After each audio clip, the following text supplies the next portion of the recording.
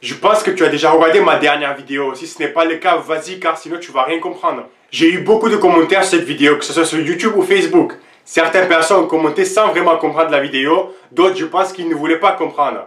Mais ce qui est bien, c'est que moi j'ai compris pourquoi certaines personnes n'étaient pas d'accord avec ce que je disais. Et pourquoi ils pensaient que la musculation était plus importante que l'alimentation, si on devait dire l'un est plus important que l'autre. Et donc dans cette vidéo, je vais essayer de développer un peu plus mon point de vue pour que vous voyez que j'ai raison. Donc le problème c'était que les gens ne savent pas la définition d'avoir une bonne alimentation. Et les remarques que j'avais sur la vidéo, c'était que tu peux construire du muscle sans avoir une bonne diète ou pas besoin de suivre une alimentation stricte. Oui, bien sûr, j'ai jamais dit qu'il faut suivre une alimentation stricte. Je compte mes calories et je mange ce que je veux. Je suis loin de la personne qui a une alimentation stricte. Mais ce n'est pas du tout ça, suivre une bonne diète. Si demain ma mère décide d'arrêter de boire du coca et éliminer le sucre de son alimentation, est-ce que cela signifie qu'elle a une bonne diète? Non. Quand tu me dis oui, Rudy a raison, car tu peux avoir une bonne diète, mais si tu ne t'entraînes pas, tu n'auras pas de résultats. Tandis qu'avec une alimentation bof et un bon programme de musculation, tu peux progresser et construire du muscle. Oui, tu as raison, mais la comparaison n'est pas juste.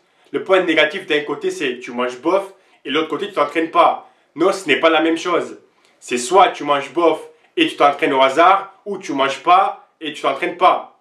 Donc, dans ton exemple, si tu suis un bon programme de musculation sans manger, tu ne construis pas de muscles. Bref, la définition d'avoir une bonne alimentation pour quelqu'un qui ne pratique pas la musculation, et donc son objectif n'est pas de changer d'apparence physique et aussi un peu améliorer ses performances.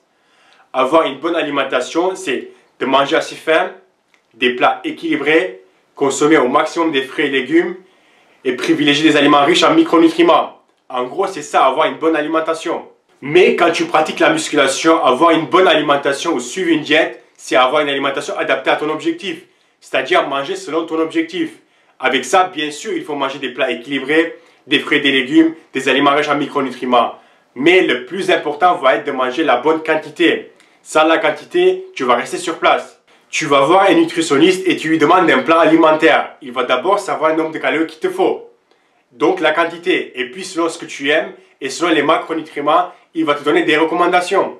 Si je te dis que je suis une diète, c'est que je mange pour mon objectif. Ça ne signifie pas que je mange que du poulet, du brocoli, du riz complet, des flocons d'avoine. Non. Car tu peux manger tout ça sans avoir des résultats. Et voici deux exemples. Et dis-moi à ton avis qui a une meilleure diète.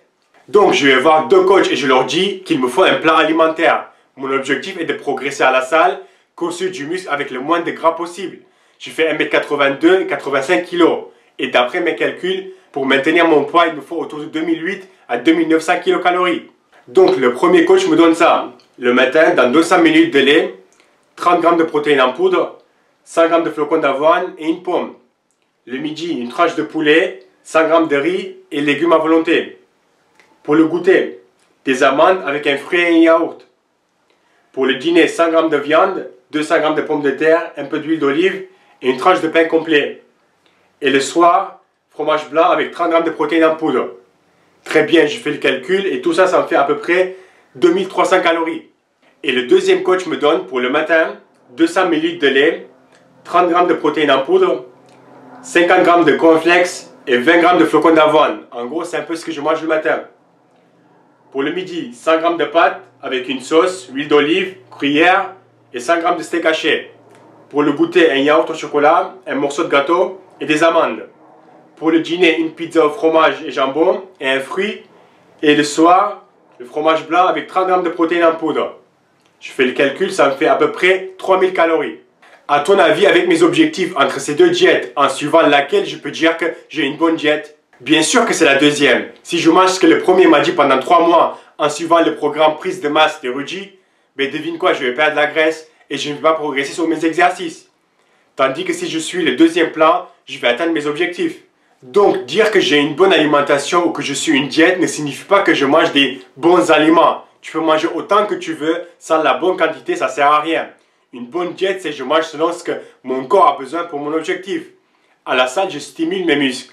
Et en lui fournissant assez d'énergie et protéines, je le construis. Tu peux bien stimuler le muscle ou tu peux stimuler le muscle. Mais au final, sans assez d'énergie, ton corps ne va pas les construire. Car il a mieux à faire, comme par exemple te garder en vie. Donc, ceci dit, je te repose la question. Qu'est-ce qui est plus important? manger la bonne quantité ou suivre un bon programme de musculation. Merci et à la prochaine vidéo. Partie musculation bien, partie alimentation pas terrible. Il va construire 0 g de muscle. L'autre suit un programme de musculation merdique. C'est vraiment bon ce qu'il fait à la salle, mais il est régulier.